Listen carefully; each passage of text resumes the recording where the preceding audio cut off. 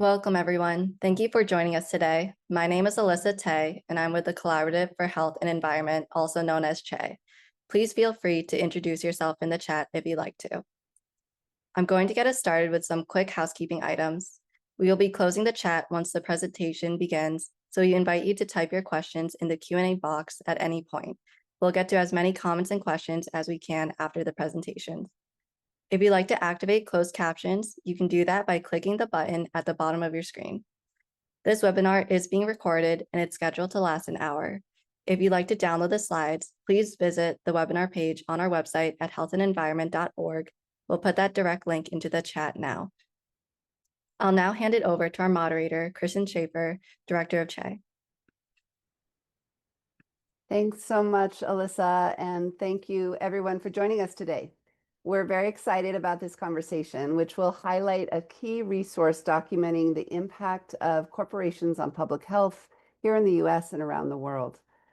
We'll be shining light both on the industry documents library itself and also on how researchers are tapping this in-depth resource to understand and develop ways to respond to industry strategies.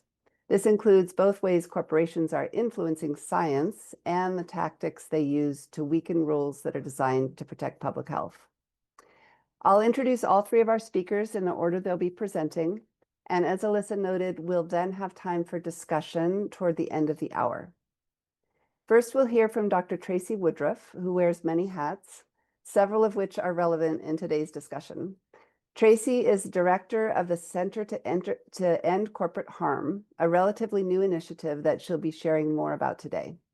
She also directs UCSF's Program on Reproductive Health and the Environment and the UCSF Earth Center.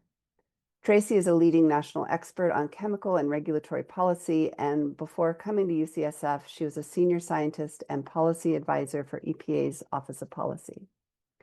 We'll then hear from Kate Tasker, who directs the UCSF Industry Documents Library. Kate leads a team to preserve and make publicly accessible millions of documents which shed light on industry influence on public health. She has a master's in library and information science and is a member of the Academy of Certified Archivists. She'll be giving an overview of the library and sharing some tips for navigating this extensive resource.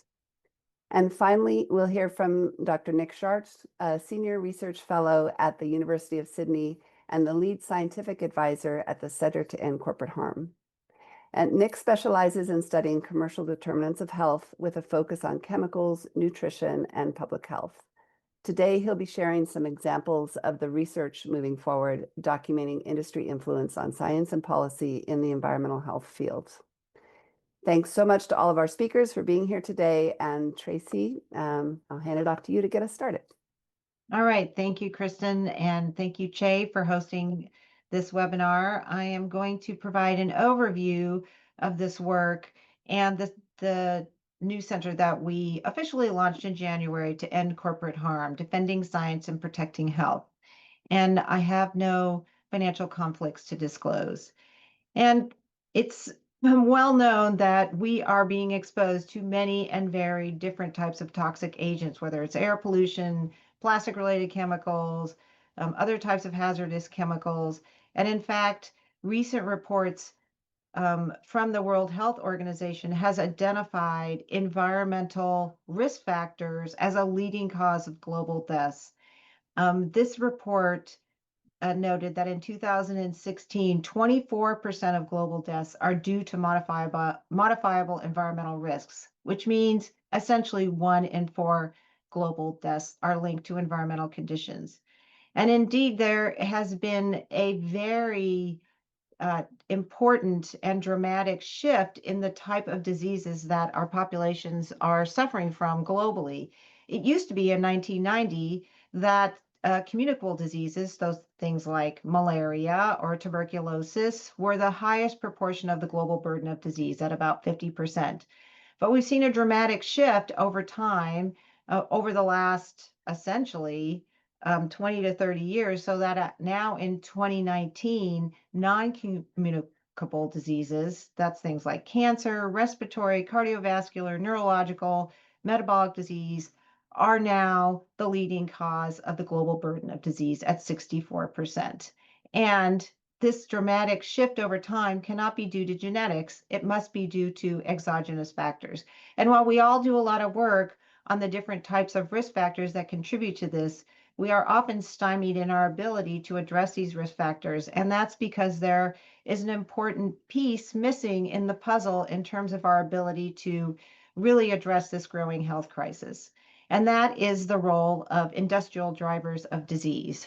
So fossil fuels, plastics, tobacco, ultra-processed foods, and alcohol are very important risk factors in driving this alarming increase in non-communicable diseases, both in the US and globally. We know, for example, that US chemical production has increased over 15-fold since the 1950s. And we also know that some of the other diseases in the US that have increased dramatically include Parkinson's disease, dementia and Alzheimer's, diabetes, and total cancers. And so what we're experiencing right now is an industrial epidemic of public health problems.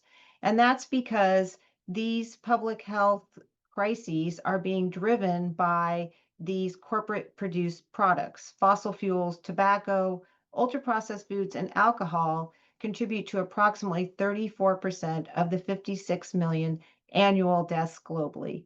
And what that means is that in order to really address these risk factors that are driving these chronic health conditions, we have to look at the role of corporations as a vector of disease for increasing the risks to the population. So that's where the Center to End Corporate Harm comes in. We have the great advantage of both having the UCSF Industry Documents Library, which Kate will be talking about, as well as multiple faculty across campus who look at the role of corporations in adversely influencing the scientific, regulatory, policy, and communication activities and processes, both in the United States and globally, as a way to empirically understand how these risk factors operate, and then also to set the stage for what we can do to mitigate those health harms. So just to give you a context for this, in 1990, as we talked about, as I said, communicable diseases were really the driving burden of disease globally. And you can think of the disease vector as a living organism that carries and transmits an infectious pathogen, malaria, for example, and they're blood sucking. But today, if we're thinking about non-communicable diseases and what is the vector of that disease, we have to look at corporations, which are an organism that transmits toxic environmental exposures to the public. And what we're seeing is that the increase in non-communicable chronic diseases is really a manifestation of a global economic system that is prioritizing wealth creation over health creation. So these are some of the mechanisms that corporates influence the regulatory and science process. And we aren't going to have time to go into all these. We cover some of them on our website, but I just want to key the next set of discussions that with Kate and Nick, which is that a lot of the knowledge that we have about how corporations act come from the Industry Documents Library at UCSF that Kate will be talking about. But briefly, the mechanisms of power that have been characterized based on empirical research of the documents in the library are knowledge capture, policy capture, and shaping public discourse. And we have the different strategies that have been identified through empirical-based research on how these different mechanisms of power are implemented through corporate strategies, with the outcome being an increase in the manufacture and sale of health-harming products and increasing non-communicable diseases and death.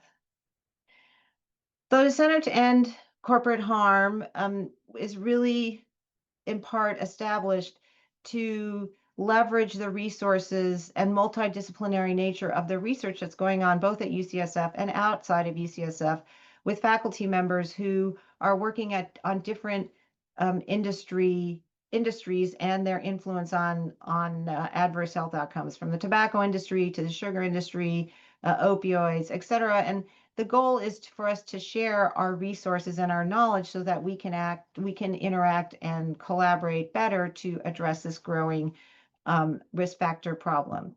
And our vision is a just, healthy, and democratic society where public health policies are built on unbiased science, free of industry influence, that prioritizes health for all.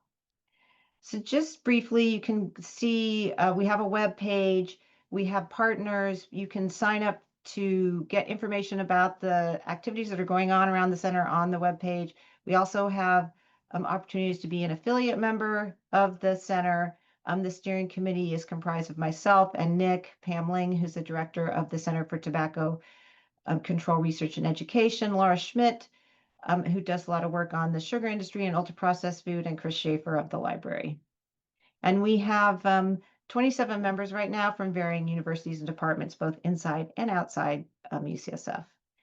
And just to give you a preview of Kate's talk, the UCSF Documents Library started with tobacco, but now has over 22 million documents, including opioids, chemicals, drug, food, and fossil fuel. And it's been essential in shaping, having the public empirical research of many, many publications that have really improved policies both locally and globally to address the tobacco companies. And we are looking at that as a blueprint for how we can better reduce risk factors from other corporate actors.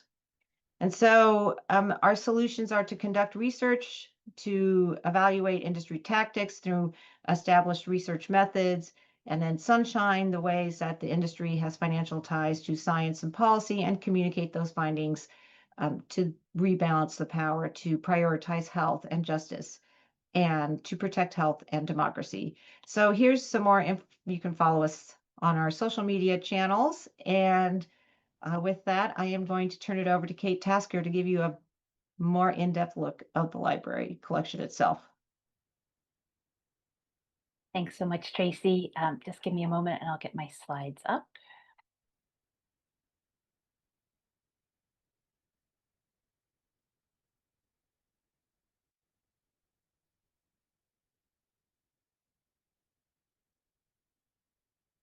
Okay, hopefully that's coming through for you all.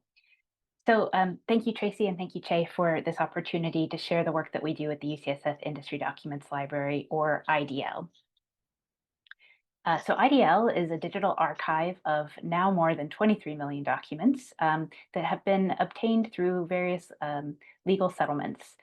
First starting with the truth tobacco industry documents in the 1990s, and then growing to include now documents from the opioid, chemical, drug, fossil fuel, and processed food industries.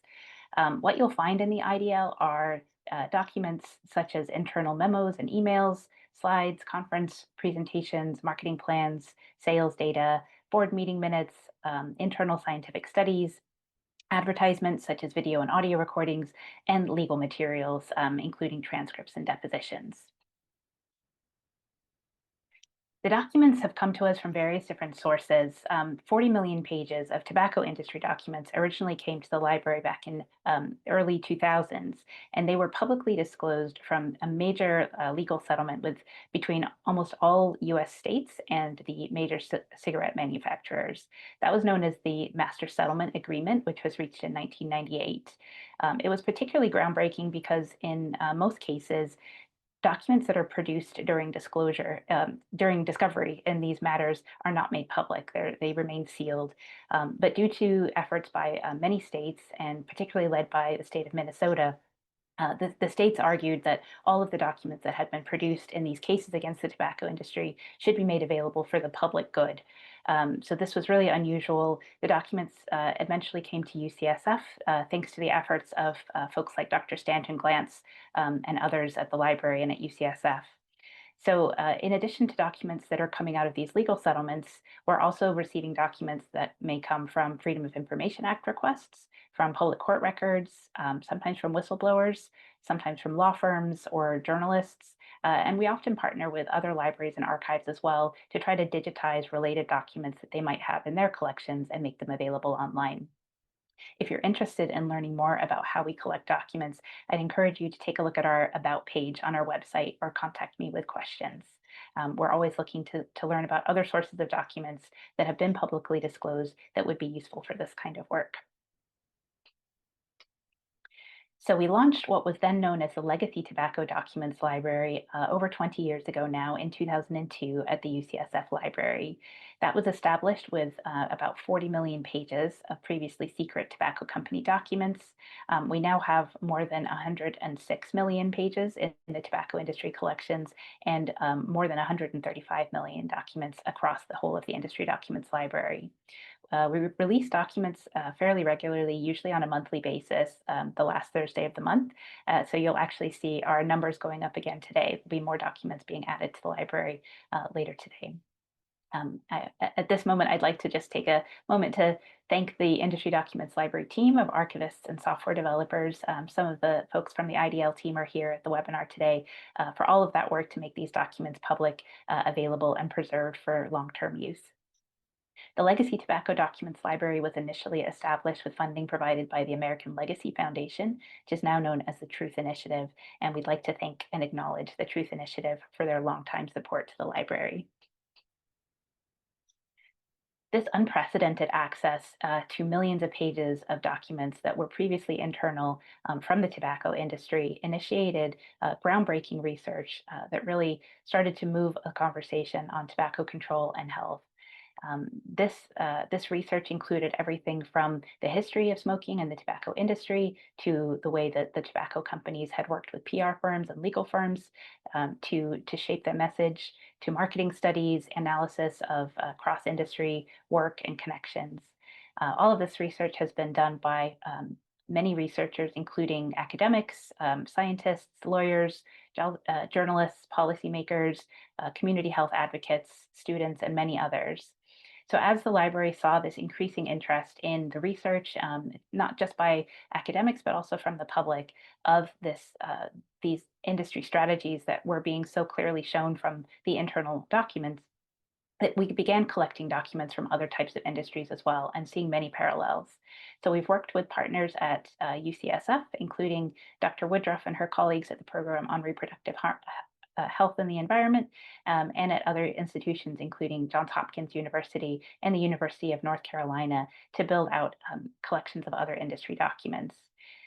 Not all of these industries have seen the same kind of litigation that has been brought against industries like the tobacco and opioid industries. And so there are fewer documents in these collections comparatively, but they still contain hundreds of thousands of pages. For example, some of our recent chemical industry documents that you might be interested in include the Poison Papers. This is a collection of close to 5,000 documents collected by Carol Van Strum from her battles with Dow, Monsanto, the Environmental Protection Agency, the National Forest Service, and others over the spraying of toxic chemicals in the Pacific Northwest forest where she lived. Support for the Poison Papers and the digitization of those records was provided by the Bioscience Resource Project. Another collection is our talc litigation collection, which includes more than 3,500 documents from investigations and lawsuits against Johnson & Johnson, alleging that the company knew that its talc products contained asbestos, a known toxin linked to ovarian cancer and mesothelioma. And we're grateful for the support of UCSF Program on Reproductive Health and the Environment for helping us to acquire and process this collection. Other major projects that we're currently working on include our Jewel Labs collection, which is a collaboration with the university libraries at the University of North Carolina at Chapel Hill to process and preserve more than 3 million documents that have been publicly disclosed from litigation against the e-cigarette manufacturer Jewel Labs. We're also working closely with partners at the Johns Hopkins University to build the Opioid Industry Documents Archive, which currently contains over 5 million documents that have been publicly disclosed from opioid litigation against companies such as Mallinckrodt, Insys, McKinsey & Company, and Purdue. So across all of our collections, we now have close to 135 million pages in more than 23 million documents. And this slide has become obsolete today because we've added, I think, another 200,000 documents with our release. So you can see the distribution here across the various industry areas. All of these collections can be searched individually, or you can do a cross search. So you can search for relevant documents in the chemical and the tobacco industries, for example, or across all. And researchers are constantly finding connections that we might not have normally thought about in ways that these industries may be working together or working with similar partners. To share a few examples of how the documents have been put to use in research, there's now been over 1,200 publications that directly cite documents in the Industry Documents Library. This can include anything from academic research, many peer-reviewed papers, as well as investigative journalism and film that has been very informative in shaping public health policies, regulation, other lawsuits and investigations, and the conversation around global health. For one example, the Chicago Tribune produced an investigative series in 2012 that looked at how tobacco and chemical companies had worked together to promote the use of flame retardant chemicals that were known to be toxic.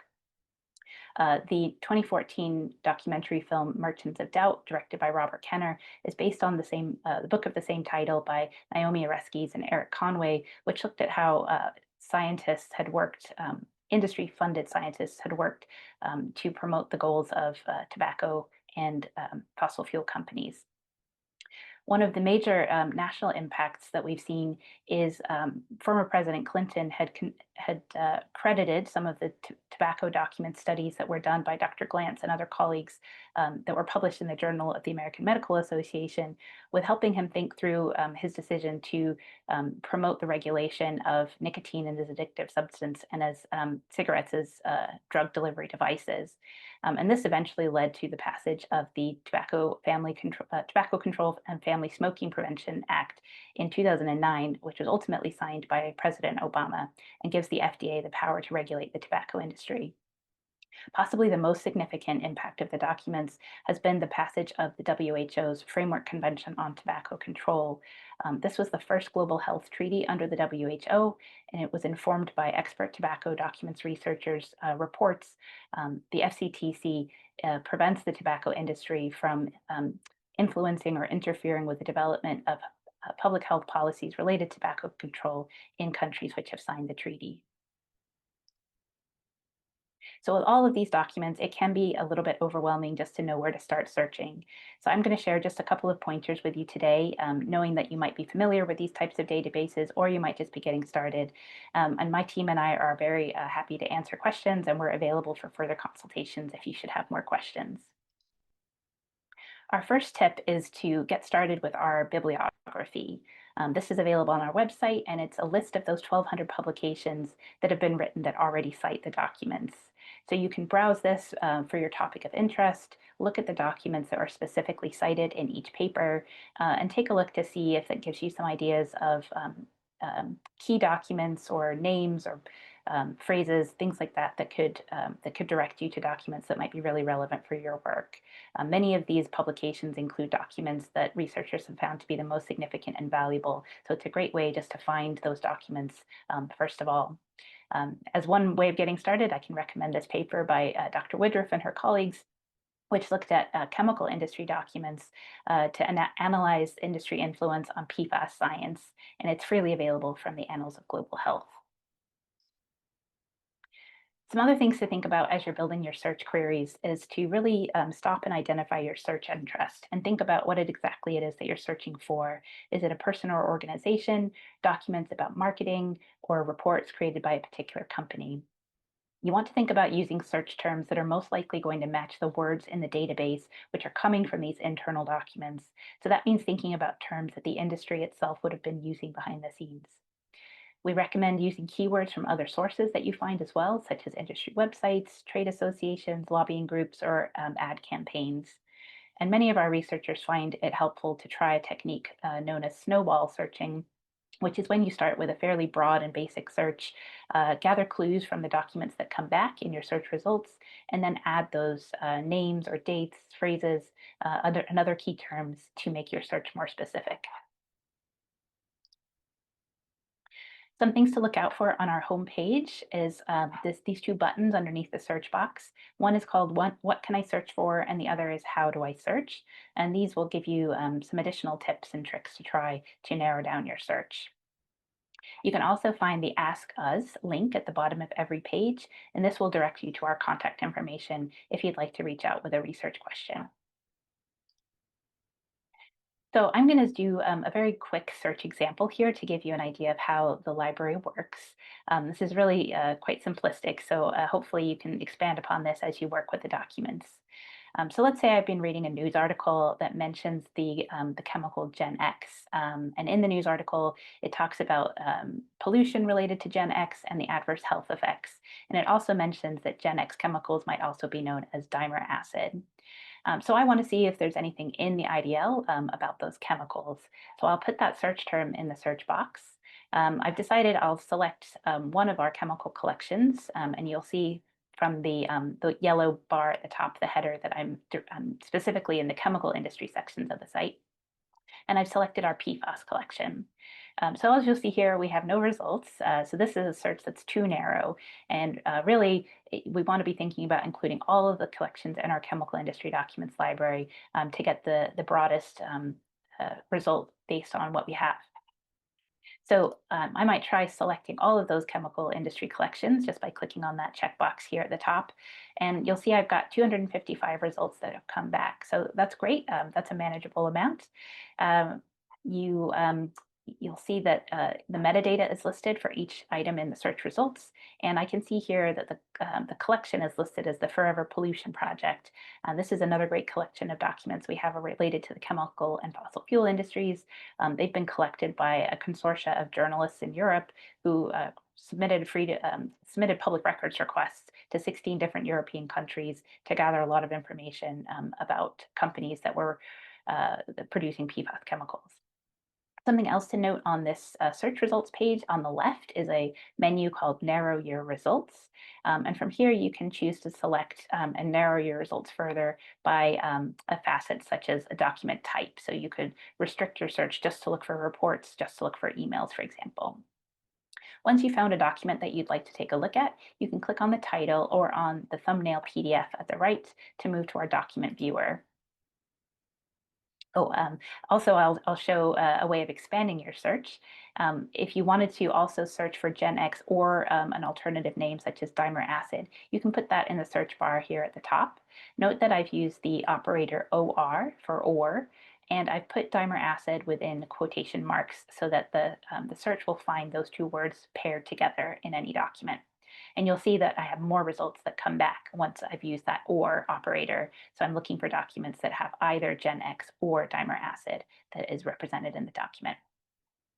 So moving to our document viewer, this is an example of a document that comes up with that search. And this seems to be a document created by a political lobbying firm in Europe that was working on passing national PFAS, that was working on opposing national PFAS bans. And this seems to be a set of statements that they prepared for that campaign. Some things to note when you're in the document viewer here are some of the tools across the top of the page. You can see you have the options to zoom in and out of the document. There's a magnifying glass icon that allows you to search within the document. You can bookmark this document if you'd like to save it for later. You have the option to create a free library account that can manage your bookmarks and save searches for you. You can download the document, email it to yourself. You can cite the document if you'd like to use it in your work. And you can also use the pencil icon there next to the email symbol to let us know if there's any problems with the document or if you'd like to submit a correction. On the right, you'll also see a lot of information about the document itself, the metadata, so you can see where the document came from, how many pages, if there are other related documents in a similar box or folder, and other options for downloading and citing the document. I do want to let you know at this point that we have a brand new website and new website design that's coming very soon. So we've been hard at work preparing and modernizing our site to make it much easier to use, more accessible. All of these search techniques will still apply when the new site comes out later this year. And in the meantime, we're maintaining our current site. We invite any questions that you might have about using the documents or the new version that will be coming later in 2025. I also wanted to quickly mention that we offer trainings and workshops on how to use the IDL. Every year we host an annual tobacco and other industry documents workshop in co-sponsorship with the UCSF Center for Tobacco Control Research and Education. That will likely be virtual again this year and in the fall. We have recordings of our past workshops and presentations available on our YouTube channel at this link.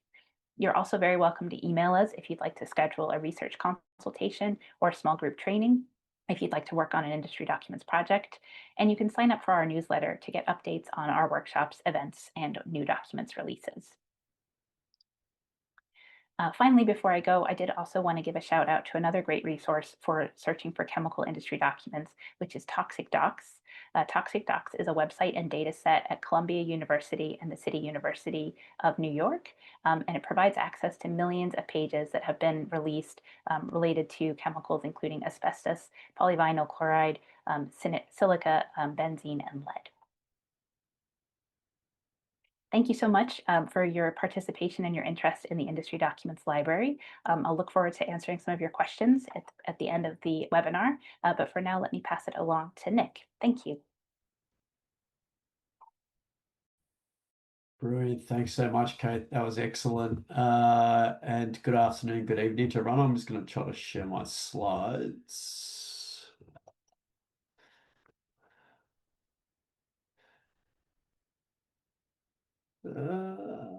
Why can't I find that? There we go.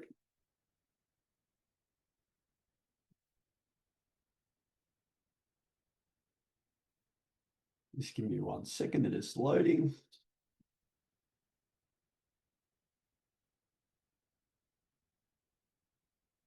Can you see those slides?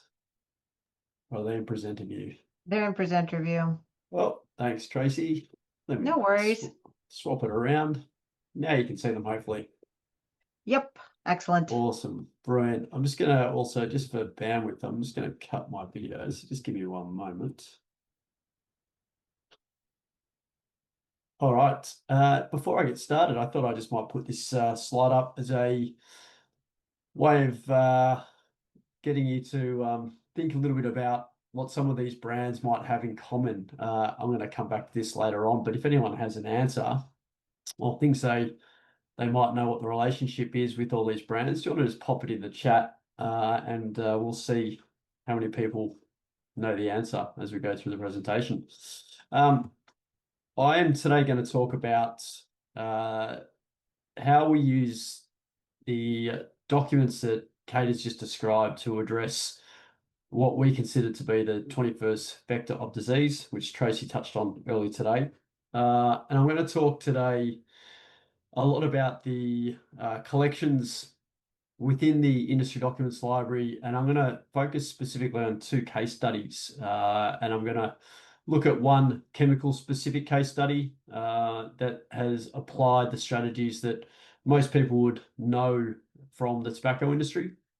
And then I'm going to look at a second case study where one industry has transferred what they know and what they have learnt, applying it within one specific area of product development and transferred it across to another, which I think you're going to find fascinating as well. As you've already heard, obviously the UCSF Industry Documents Library contains over 1,000 publications, government reports and news articles.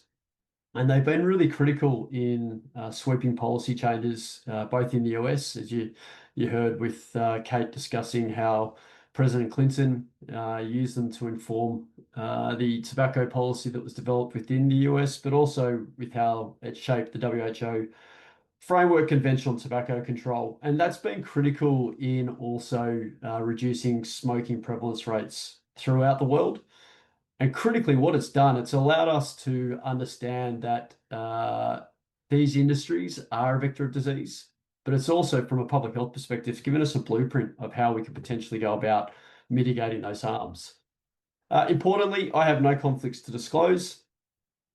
So the first case study I'm going to discuss today, Kate also mentioned this in her talk, is a study that was conducted by Dr. Nadia Gaber, who was a postdoc at UCSF pre Tracey Woodruff, who you've heard from already, and Professor Lisa Barrow. And as you can see, this was called The Devil They Knew, and it was an analysis on what industry knew about the PFAS science before it came to light. As many of you probably now know through its wide coverage in the media, PFAS are a class of chemicals. There's about 15,000 known variants and going up every day. We know that they are persistent in the environment. We know that they bioaccumulate in humans and also other animals. And we also now know that they're toxic. They began getting produced commercially in the 1940s, and mainly because They have these stain-resistant, waterproof, and non-stick properties. Most people would know them from things like Teflon pans and also, the waterproofing in your rain jackets. And unfortunately, almost everyone in the US has PFAS in their blood right now. And there was a study that was released 2 days ago by the Australian government, and over 95% of all people aged over 12 in Australia have PFAS in their blood, and we didn't commercially produce them, which makes it even more concerning. These are the main players. In the US, these companies manufactured the majority of legacy and emerging PFAS. 3M, makers of Scotchgard, and NEI, DuPont, Dinamors and Company, also known as DuPont, they were the makers of Teflon. And they were long presumed to be biologically inert until legal discovery and investigative journalism started uncovering the fact that these companies had evidence of the toxic effects long before we as the public health community did. And this came about primarily through an initial lawsuit filed in 1998. And this legal discovery in the case showed that DuPont and 3M had evidence of clear health and environmental impacts as early as 1976. So this study used those documents. They took those documents, which were in the archive from this legal discovery in 1998, and they set about trying to achieve two objectives. The first thing was to establish a timeline of what industry knew about the health effects of these products versus public knowledge. The second thing they wanted to do was analyze the strategies the chemical industry used to suppress information or protect their harmful products. So as you can see here on the slide, this is the results of their search of PubMed database, looking at essentially when research was being published publicly on the health effects of PFAS. And as you can see here, little was publicly known about the toxicity of PFAS for the first 50 years of their use, so starting back in 1953 up until around 2011. And this is because they were thought to be biologically inert. As you can see, after 2002, there was a proliferation of research with over 2,500 papers being published since that time, and we're going to understand why that was the case. What I'm now going to orient you to is the left-hand side of this slide, which is basically showing the different types of toxicity of PFAS that were being examined by industry. And they are the orange boxes that you can see here on the slide. And these are studies that were being conducted internally on these different systems on PFAS chemicals. And as you can see over time, there was more and more research coming out about the different types of health effects of PFAS chemicals over the decades, up until the early 1990s and 2000s, where you can see there was some public information starting to become available, and that's the blue boxes. I'm going to draw your attention to 1961. And this was when DuPont's toxicology chief found Teflon increases the liver size in rats at very low doses. So this is in 1961, one of the first studies. And what they reported was that it had the ability to increase the size of the liver of rats at low doses. And they recommended that the chemical be handled with extreme care. They also said that it was highly toxic when inhaled and moderately toxic when ingested. So this is in 1961. I'm now going to show you a slide of all of the different strategies that the authors of this study identified that these companies were using to either suppress information or to protect their product so they could continue to sell it. This framework specifically was developed by two previous authors, Jenny White and Lisa Barrow, and they had done an investigation using the UCSF Industry Documents Library about a decade earlier, and they looked across 6 different industries. They were looking at tobacco, pharmaceutical, lead, polyvinyl chloride, and they had identified these strategies that were cross-cutting for each one of these industries and how they had essentially gone about continuing to suppress the science or undermine the science on their products. And so they used this framework to see how DuPont and 3M had done a similar thing with their products. And you can see down the left-hand side here, there's each strategy that's been used. So influencing the research agenda, funding favorable research, suppressing unfavorable research, distorting public discourse, the changing or setting of scientific standards, or the targeted dissemination of the research. And I'm going to draw your attention specifically to suppressing unfavorable research. I've already highlighted in 1961 how when DuPont's chief of toxicology had identified the health effects of PFAR, what they reported. But the second thing I want to draw your attention to is in 1980, and a pregnancy questionnaire. And this was a pregnancy questionnaire that DuPont had conducted. And they found that 2 of 8 DuPont pregnant employees had given birth to children with eye and facial defects. So 2 of 8. The company did not publish the results or tell employees about the results of the survey, but instead they removed the female employees from areas where they were exposed to C8, also known as PFAR, making it look like it was a precautionary measure. And this is what they reported. During the period that C8 has been used at Washington Works, there is no known evidence that our employees have been exposed to C8 levels that pose adverse health effects. So they were just 2 examples in this study of how 3M and DuPont had identified the health effects of their products decades before that we as the public health community were aware of it, and how they had suppressed that information. What we now have is a legacy from these chemicals whereby our environment, our children and ourselves are now contaminated with these products, and that we have a raft of health effects that have been identified by the US National Academies of Sciences, the US EPA, and the International Agency for Research on Cancer, also known as IARC. And they have all now established that these products, PFOA and PFOS, are associated with cancer, immunological effects, cardiovascular effects, and developmental effects. And this is purely because these companies had suppressed the information on the harms of their products instead of reporting that information to the appropriate authorities. So I'm going to go to my original question from my second case study.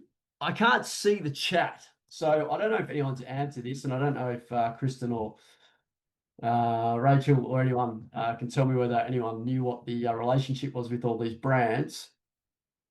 But if you did say that they were tobacco and food companies at one stage, then you were correct. And this is going to be the second case study that I'm going to discuss today. And it's actually multiple studies that have been conducted on the tobacco industry and the food corporations that they owned.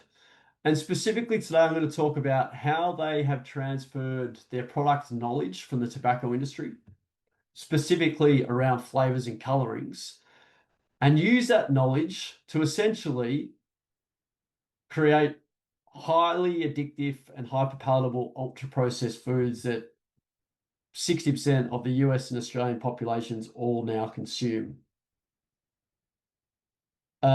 Importantly, this is work that has been covered very broadly in the Washington Post. And I highly recommend reading this article because I'm going to touch on only a couple of quick strategies now. But this is an excellent piece that talks about multiple studies that were conducted by Professor Laura Schmidt, and that's whose work I'm going to discuss now. And what they have done over the last several years is take tobacco industry document collections covering a period from 1962 to 2008, and they wanted to examine the information on how and why R.J. Reynolds and Philip Morris specifically and their executives decided to enter the food and beverage market. Their objectives were to basically look at the strategies that these tobacco companies have used to increase the sale of ultra-processed foods. So A key reason why the tobacco companies entered the food industry was to better exploit proprietary company research, which I mentioned before, of artificial flavors and colors, chemical additives used to make cigarettes and other products more appealing to consumers. R.J. Reynolds first entered the food market in 1963 with the acquisition of Hawaiian Punch, which you can see here on the screen. But this was originally marketed as a cocktail mixer for adults only. But as you can read here, from an internal memo that year, the company's manager of biochemical research wrote that the firm was not merely a tobacco company. In a broader and much less restricting sense, he wrote, R.J. Reynolds is in the flavour business. And within a few years, R.J. Reynolds had reformulated and rebranded Hawaiian Punch into a child-focused beverage line marketed with numerous colours and flavours with the cartoon known as Punchy, as you can see here. And they're also the first company to conduct market research on young children and their mothers, and also integrating marketing campaigns and toy giveaways. In 1985, Philip Morris, as part of its effort to diversify into the food and drink industry, acquired General Foods, which many of you probably did not know. And that includes, as you can see here on the screen, Kool-Aid. A year later, Philip Morris executives reported that marketing has been pretty well balanced between appeals to mums and to kids. But we've decided to focus our marketing on kids, where we now know this is our where strength is the greatest. This year, Kool-Aid will be the most heavily promoted kids trademark in America. And so with that, Philip Morris applied its cigarette marketing strategy to proliferate dozens of line extensions of Kool-Aid. So it went from this to this, with names such as Cherry Cracker and Kickin' Kiwi Lime. And also, I'm not going to go into this today, but through its Synergies initiative, Philip Morris also translated its minority target marketing strategy for cigarettes to marketing ultra-processed food brands in the Black and Hispanic communities. Really importantly, this is the legacy of tobacco-owned food companies. This is another study a colleague of mine, Tara Fazzino, has conducted, looking at the total number of products that were originally tobacco-owned, and essentially whether they meet the classification for what is hyperpalatable, which basically is a ratio of sugar, fat, and sodium to make the foods far more addictive. Again, similar to PFAS, and this is my last slide, the legacy of these products is now that we have a raft of health effects from ultra-processed foods, including diabetes, obesity, and a raft of cancers, all due to excess exposure and consumption. And this has been caused by, again, these companies developing these products, and unfortunately us being widely exposed to them all. So with that, I'm going to stop there, and I'm going to stop sharing my slides and take questions. Thanks so much. Great. Thanks, Nick, and thanks, Kate and Tracey. I really appreciate those amazing presentations. A lot of great information shared, and we have a lot of great questions. So we won't get to all of them, but we'll get to as many as we can. I wanted to start with, there was actually a group of questions. People have questions about areas of expansion, about new collections that might be of interest. And so, for example, there are questions about meat, alcohol, telecommunications, AI. So Kate, I want to toss to you to see both specifically if you have any responses, and also in general, like what's the process of collecting these documents and opening new collections? Thank you, Kristen. Thanks all, and thanks for the question. Yes, these are all areas that we are monitoring and we're interested in. I think it's very telling to see that no matter what corporation or corporate interests you're thinking about, there's often an impact, and often a negative impact on health. And so the challenge for us at the library is knowing where to draw the line around what we can and cannot collect. And there's clearly ties between the alcohol or cannabis or tech industries on all sorts of different health conditions. I would say at the moment, our scope of collecting is still focused on the areas that we currently have, and that's tobacco, opioid, pharmaceuticals, chemical, food, and fossil fuel. And this is really just down to the funding and staffing capacity that we have to support that. We have been looking to see if we can obtain some support to include a large public collection of firearm industry documents that have been posted online by an organization called Public Justice. And these were disclosed from a lawsuit against Remington about trigger defects in their rifles. So those documents are available online. They're not as easily searchable. Of course, they're not indexed in a library, but that would be kind of our next, we hope that that might be something that we can bring in. And then the rest of it, we really are guided by the research interest and the health research interests of the community, so that we know where to focus our priorities and really work on the areas that are going to have the biggest impact for you all. Great, thank you. And there were specific questions about firearms and violence prevention, so thanks for addressing that. Tracey or Nick, anything additional in response to that question? No, I just think we do have a little parking lot or bike rack of documents that we have because there's more and more that are available. So I think the emphasis on resource constraint is the important component here. Yeah. Thanks. One other specific question that relates to the tobacco industry collection is the question is the vaping industry under the tobacco industry control? Is their data included or even collected in the tobacco data? Thanks for that question. We do have the Juul Labs collection. So obviously that's a major part of the vaping industry, partly owned by Altria and Philip Morris connections there. So that fits under our tobacco industry right now. I think you would find that a lot of the other tobacco companies were exploring e-cigarette and vaping products. And so there is a lot of that related information in the collections from companies like Philip Morris or RJ Reynolds. So unless there have been successful lawsuits that have resulted in public document disclosure from other companies in that vaping industry space, we don't have those documents, but we're very interested if you have leads or if you know of documents that might be being disclosed from other companies in that industry that we could add to the library. That is certainly an area that we would like to support for that type of research. Great. And one other specific search-related question, there was a question about whether it's possible to filter library documents by country as you're searching. Yeah, another great question.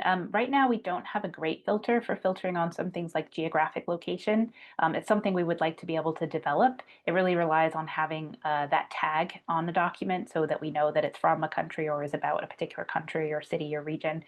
So for right now, I think the best strategy is just to include the name of the place or the country in your search and see what comes back. And we'd be happy to help kind of develop some of those search strategies for anybody that would be interested. So please reach out to us. Great, thanks for that. So this question might be more for Tracey and Nick, although Kate might also have thoughts on it. There's a question about whether you've had a chance to work with schools of journalism, for example, UC Berkeley or USC, in terms of doing outreach about the Industry Documents Library. I don't know if that's something the center is focused on. Maybe Tracey, you could start us off with that one. Well, definitely one of the components of the center work is going to be curriculum development. The curriculum, we actually were able to use a small amount of money to fund a pilot program for Eric Crosby, who's at University of Nevada in Reno, to develop the components of curriculum that could be taught in schools of public health.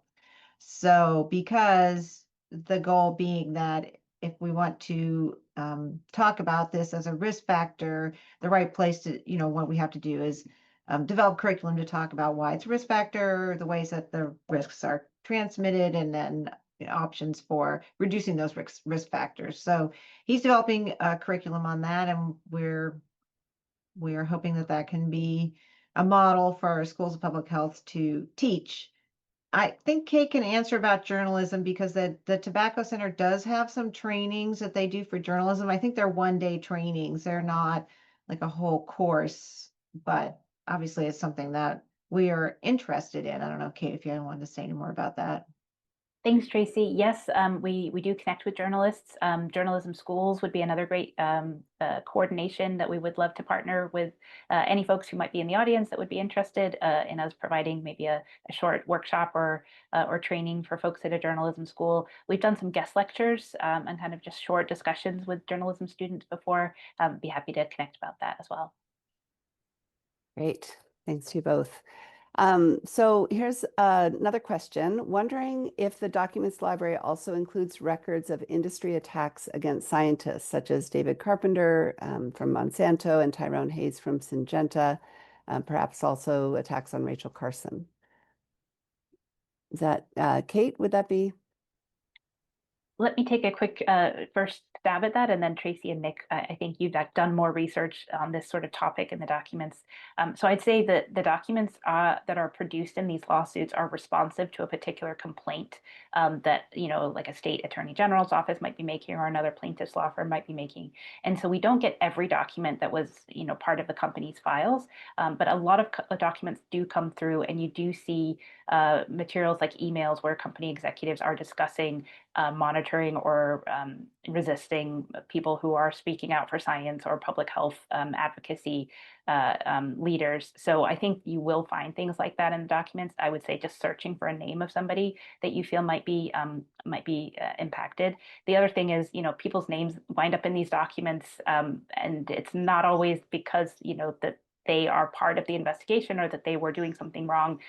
So I think just taking that with a grain of salt and understanding that the documents are not a full picture of what the company was doing or even individuals that the company might have mentioned in some of their correspondence. Great. Maybe Nick, toss to you for, I know this is an area you've done a lot of work on industry pressure on scientists. Anything to add? In terms of collections in the library, I'm not entirely sure. So yeah, I think whatever Kate just described. Okay, great, thank you. And I would note that this is something we've done a couple of related webinars on. So we can probably share the links to those recordings in the chat as well. This is an interesting one, and this probably would be for Nick and or Tracy. Has there been an attempt to quantify how much these companies made in profits during the periods when they knew of the dangers of their products versus how much they've had to pay out in lawsuits? I'm curious if there is a financial argument to be made for companies that it's less costly to act sooner or change how they evaluate product safety versus denying issues and paying for it later. Nick, you want to take a crack at that? Yeah, I can't give specific numbers, but I think it's a drop in the ocean in terms of what DuPont and 3M have paid in in lawsuits versus what they've made over the decades selling their products. I don't want to be misquoted, but I think that's one of the key things is that they can make a lot, while they delay and prevent regulation. And if they do get found out over time, I don't think it's comparable in terms of what they've made. So I think this is why they do what they do, because if they are held to account, it's not a significant amount. Trace, I don't know if you want to add anything to that. No, I agree. I think that the longer that they delay, even the lawsuits themselves delay the implementation of any actions against these companies. So it's while they're maintaining their profits during that time. But I haven't seen anything using the documents library per se to analyze this. Yeah, and I'd also say Interested in the topic for sure. Yeah, definitely interested. And an interesting side note to that is in Australia, we currently have various lawsuits, class actions being put forward with impacted communities, and the Australian government. This isn't lawsuits against DuPont or 3M; it's against the Australian government. So it's up to the Australian government to to hold these companies to account. And at the moment, that they seem hesitant to do that. Great, thank you. Well, I think we have time for one final question. There are many more, and I apologize that we're not going to be able to get to all of them. But this is Someone is interested to hear whether you've seen any coordinated response by industry to try to limit access to documents in more recent litigation through protective orders, et cetera. And then a related question of whether someone mentioned security concerns, of whether you're concerned about this public information coming under attack of any kind. So in terms of digital security. So who wants to take a crack at that two-part question? Kate? I mean, I don't know about the digital security. You have to answer that question. For the IDL, we're an open source and publicly freely available repository. We're supported by UCSF, by the UCSF library. We have very robust technical systems that underpin all of this. We also have disaster management plans and recovery plans in place, so the documents will remain publicly available. We have received sort of court approval to build this archive. So there's a very strong case for this the library to remain in place. So yes, it is something that we consider in our sort of strategy planning and risk assessments, but we feel really confident that the library is in a strong place. Great. I mean, in terms of disclosures, I think this is obviously an ongoing. Companies don't necessarily want to have their documents disclosed. In fact, I think that was part of the discussions that were happening around the opioid settlement, but clearly, and I know that there's also discussions around potential documents disclosure around some of the cases on Paraquat and Parkinson. So, I mean, we are ever grateful to lawyers, particularly public lawyers from like the state of California, who hold strong and make sure that these are part of the public record, whatever subpoenas have happened. But even the subpoenas, like there was the bicameral hearings on the fossil fuel industry that happened in the last administration, last Congress, and they did collect a lot of documents under that, and even those are not all publicly available. So it's always constantly a challenge to make sure that people know what they know when they are doing things that are harming health. Mm-hmm. Yeah, and that's a good note to end on it, just to thank all of you for all that you're doing to make that information publicly available and accessible. It is such important work in terms of moving our efforts to protect public health forward, of having this information available and shining a light on it. So thank you all for the work you do. And with that, I will pass it back to Alyssa. Thank you, Kristen, and thank you so much, Tracey, Kate, and Nick, for sharing this important work. Thanks also to all our participants for your thoughtful comments and questions. I'll wrap up now with some quick announcements. A video recording will be available on Che's website soon, and you'll all receive an email with a link to the video. Please also save the date for our next webinar on Tuesday, June 24th, 2 p.m. Eastern Time, on changes at EPA's Office of Research and Development and how they could affect environmental health research and agency decisions.